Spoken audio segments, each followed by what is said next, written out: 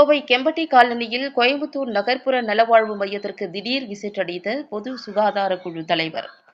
கோவையில் ஆகஸ்ட் 10ஆம் தேதி வருமுன் காப்போம் திட்டத்தின் கீழ் நடைபெறவுள்ள மருத்துவ முகாம் குறித்து ஆலோசனை கூட்டம் பொது சுகாதார குழு தலைவர் மாரிச்செல்வன் கவுன்சிலர் தலைமையில் நடைபெற்றது.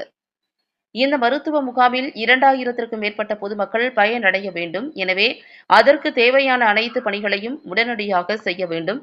80வது வார்டுக்குட்பட்ட கேம்பட்டி காலனி, செட்டி வீதி உள்ளிட்ட அனைத்து பகுதிகளிலும் வீடு வீடாக சென்று கைப்பிரதிகளை வழங்க வேண்டும் என்று தெரிவித்தார். இதுகுறித்து டெங்கு காய்ச்சல் உள்ளிட்ட பல்வேறு தொற்று நோய்கள் குறித்து பொதுமக்களுக்கு விழிப்புணர்வு ஏற்படுத்த வேண்டும் என்று அறிவுரை வழங்கினார்.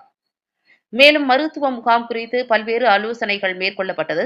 இந்த ஆலோசனைக் கூட்டத்தில் மண்டல மருத்துவ அலுவலர் doctor Dinesh Periyasamy, MTM nodal அதிகாரி doctor Pugazhvendhan, PVM home doctor Hemalatha, Kempatti colony நகர்ப்புற நலவாழ்வு மைய மருத்துவர் ரமேஷ், வட்டக்கழக செயலாளர் தங்கவேலன், பகுதி கழக துணை செயலாளர்கள் பழக்கடை முத்துமுருகன், என்ஜே முருகேசன் மற்றும் அரசு அலுவலகத்தில் செவிலியர்கள் உட்பட பலர் கலந்து கொண்டனர்.